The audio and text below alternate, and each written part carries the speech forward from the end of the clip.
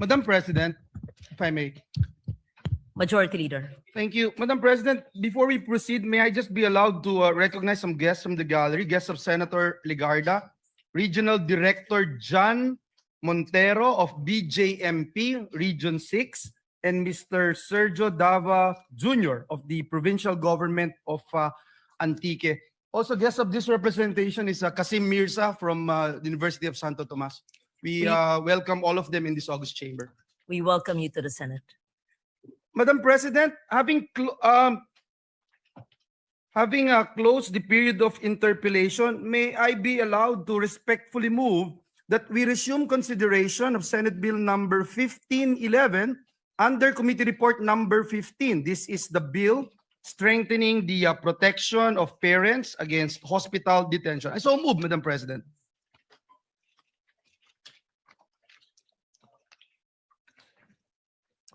Which bill is that?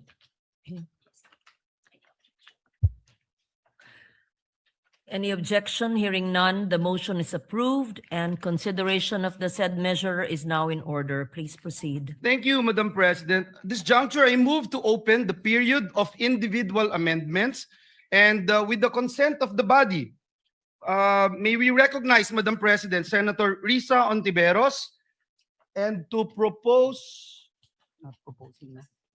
Oh, the chair, the sponsor of the measure, Senator Risa Ontiveros, to propose amendments, Madam President. I so move. We recognize Senator Risa Ontiveros for the period. Is this committee amendments? This is individual amendments, Madam President. Individual amendments? Yes. But Senator Ontiveros is a sponsor. Yes, Madam President. Please proceed. Thank you, Madam President. Madam President, I thank Senators Sherwin Gatchalian, Joel Villanueva, and Robin Padilla for their proposed amendments, enhancing the provisions of Senate Bill 1511, or the Enhanced Anti-Hospital Detention Act. Page 1 amendment from Senator Gatchalian. On page 1, line 12, after the conjunction or, delete the word carers and replace with the word caregivers. I so move, Madam President. No objections? It's adopted. Thank you, Madam President. Page 2 amendment. I Yes, see Madam Senator Pia The lady Cayetano. from Taguig and Patera, Senator Pia Cayetano, seeking the floor. May I move that she be recognized, Madam We President? recognize Senator Pia Cayetano. Thank you, Mr. President, Madam President. Her Honor will recall that this representation waived our right to interpellate on the condition that we would be allowed to ask clarificatory questions during the period of the amendments. Does Her Honor recall? Yes, Madam President. Yeah. So what I'll do, Mr. President, is I'll just make a prefatory statement now because my amendment is actually in this line now, in line 13. So if I, with the permission of the sponsor, may I proceed? Yes, Madam President, by all means. Just to be clear about it, the amendment was accepted. Yes, And- I'm on the next. I'm on to And the we are next. on to the next, and we recognize Senator Pia. Thank you, Mr. President. So I'd like to put on record that this bill that Her Honor is sponsoring is an amendment to the bill that I sponsored and that became law over a decade ago. I don't even remember the year. Do we remember the year? I just want to put it on record kung gaano katagal na yon and how we appreciate that Her Honor is chairman of the Committee on Health at the time that she was handling this. 2007, so 19 years ago na. It honestly feels like maybe 6 years ago, but it's 19 years ago. So it is high time, and I thank the sponsor for taking the time to revisit this law.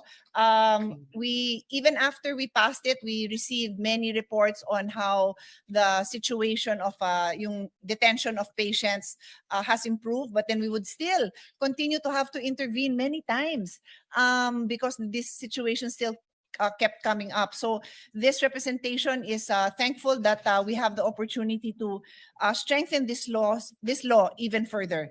And so, as I mentioned, I requested for the opportunity to ask clarificatory questions, and in the interest of time and ease of to make it easier to make for everyone to engage, to contribute to the amendments, I will also make my observations and clarificatory questions, which is necessary for the amendments I'm going to make in a timely manner.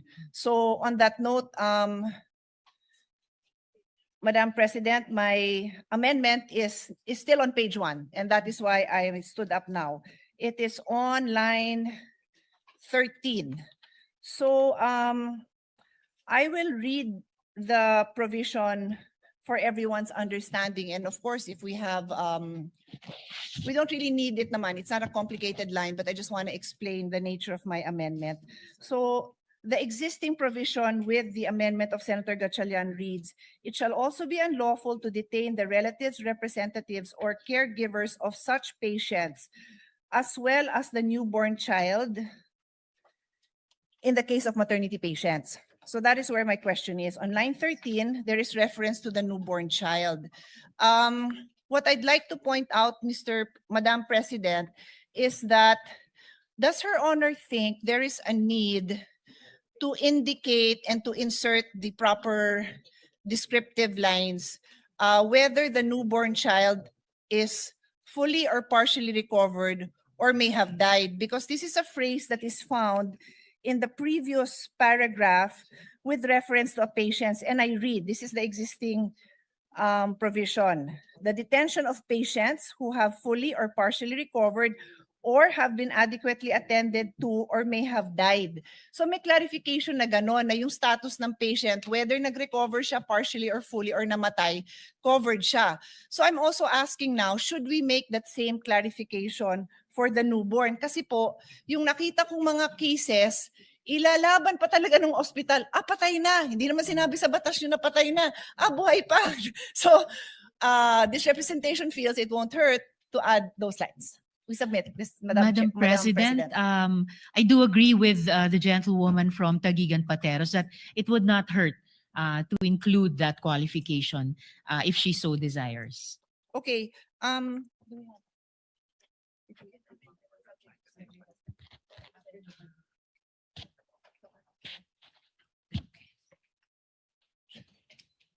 Then we will make the amendment, Madam President.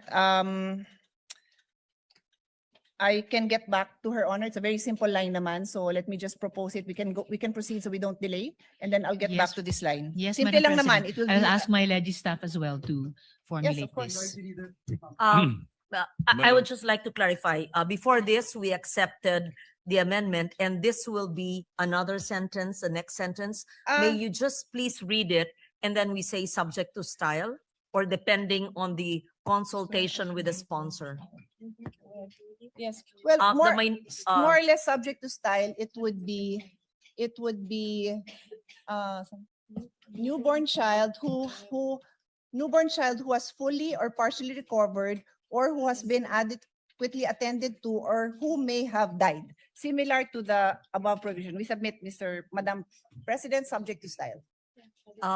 if the sponsor so agrees, then Oh. the amendment you're supposed to accept it if you would agree. Just to add, Unless Madam there's any President, to my earlier acceptance, although this second paragraph of Section 1 is originally supposed to refer to that nefarious practice of palit ulo, but as I mentioned, it would not hurt if the gentlewoman so desires to add that qualification of whether having fully or partially recovered and having been adequately attended to or may have died to the phrase newborn child, Madam President. It is therefore accepted by the sponsor. It is accepted, Madam Subject to President. I just style. made a record that the original focus of this paragraph was that palit ulo practice. That is clear. But just to be clear, the focus doesn't change. This amendment instructs, strengthens that whether buhay po or patay na po, covered, hindi nila pwedeng, it strengthens the right That of is understood. the mother to Yes. to be able to bring home her child. Yes, Madam Yes. President. And we recognize the minority leader, Senator Soto. I will concur with the subject to style, but just as a reminder, editorial amendment. I don't think there is a use for the Article 2 between us and D. Yeah, that's what. Yes, yes, we noted that, Madam President. I would have included that. My staff was already pointing it out to me, but since I said subject to style, di ko na po sinama. But thank you, Mr. Minority Floor Leader, dahil yun din po ang nakita natin. Thank you for that. We thank the minority leader for that. We proceed. Madam Sponsor. Yeah, yes, Madam President. Thank you. On moving now to page 2 amendments. First from Senator Gatchalian. On page 2, line 12. Madam President, Yes, I have Madam an President. interior amendment. Mine, Madam President, is on line 6. And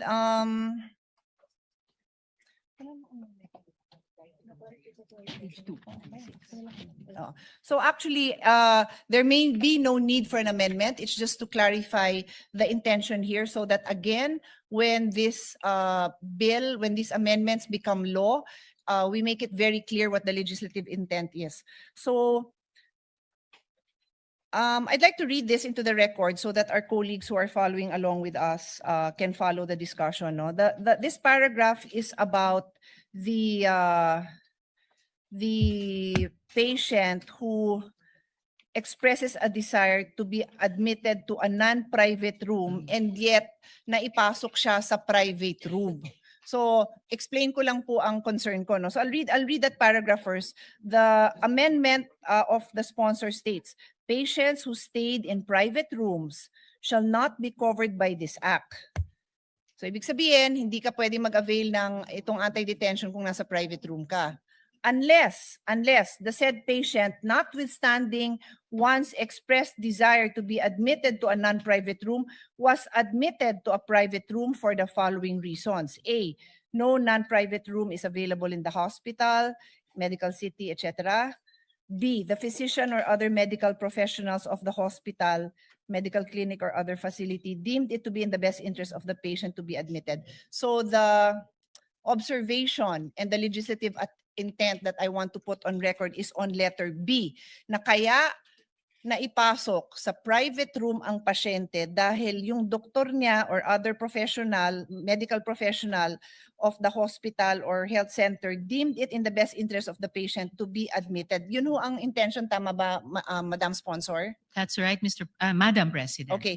And so, what this representation would like to emphasize now is that the legislative intent for the physicians overriding the desire, the expressed desire of the patient to be put in a non-private room is only for purpose of showing that in this case, that patient will be allowed to avail of the non-detention of this law. They can avail of this law. In other words, we are not liberalizing or changing the rule that the patient's desires will always govern. A doctor, medical professional cannot override a patient's desire in other cases. Limited to dito sa topic ng non-hospital detention. Tama ho ba, Madam Sponsor? Yes, Madam President. One bill, one topic. Yes. So yun lang naman, again, to put it there, because minsan nako-quote yung bill, alam nyo naman, nako-quote, tapos hindi naman yan yung intention natin dito. So nagkakasundo po tayo ng sponsor. Yun lang po. Thank you very much. Thank you. Yes. What is the next amendment of Senator Pia? Just for my clarification. Yes, we recognize the minority leader. Yes, thank you, Madam President. Just for my clarification. So kapag ikaw ay nasa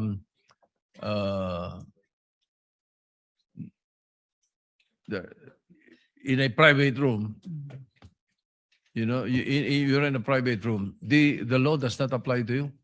This law does not apply to you? Is that it? That is right, Madam President. So Kung nasa non-private room ka, ano babayaran mo ron? Di ba wala ka naman talagang babayaran doon? Sa private room kami babayaran eh. It's actually the So case. why are we Sorry, exempting Minority Leader. them? It's actually the case po, Madam President, good minority leader, that even patients po na-admit halimbawa sa mga ward, sa mga basic accommodation, kahit sila po ay nag-a-accrue po ng out-of-pocket expenses. Yes, I Opo, agree. Madam President. So, kaya hindi pa pwede itong, this law is very important for them. Gusto nga natin to. And it's a variation of the original law by Senator Pia Cayetano. But then again, ang understanding ko in the language is kapag ikaw ay sa private room, they can detain you pag hindi ka makabayad. The intent, Madam President, is that in the contexts and under the conditions specified in this bill at dinagdagan po natin from the original law, may recourse po yung pasyente under this law. It is not to say na kung recourse. iba pa po ang circumstansya niya, wala na siyang ibang remedies under the law, but it may be other laws. Ito po, specific to those. What saan recourse kaya itinutulong. would that be? For example, we have a patient in a private room, may cirrhosis of the liver, and then sabi ng mga doktor, wala na pag-asa ito. Iuwi nyo na lang. Hindi maiuwi, walang pambayad. Hindi papayagan ng ospital.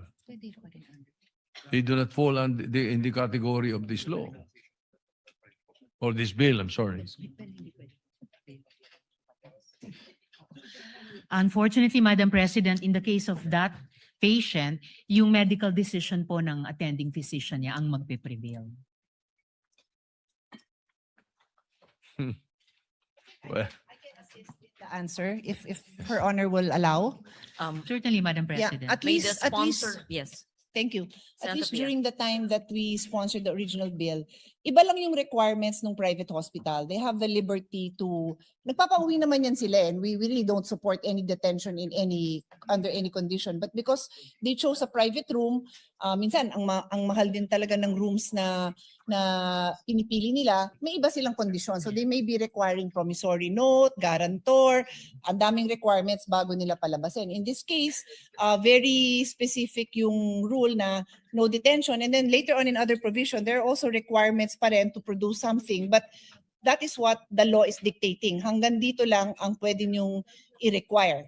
Pag private then the hospitals can make other requirements, Mr. President, to secure the payment that for payment for the services that were rendered, Mr. President. Yun yung naalala po natin dun sa bill when we worked on it before. Thank you. Additionally, I hope Madam it President, clarifies. po maiiwasan yung sitwasyon na binababalaan ni Minority Leader dahil kahit sa mga private hospitals, by law, kailangan nilang i-provide 10% ng mga kwarto nila under ward or basic accommodations terms to the patients, Madam President. well, just for the record, so that when this bill becomes law, the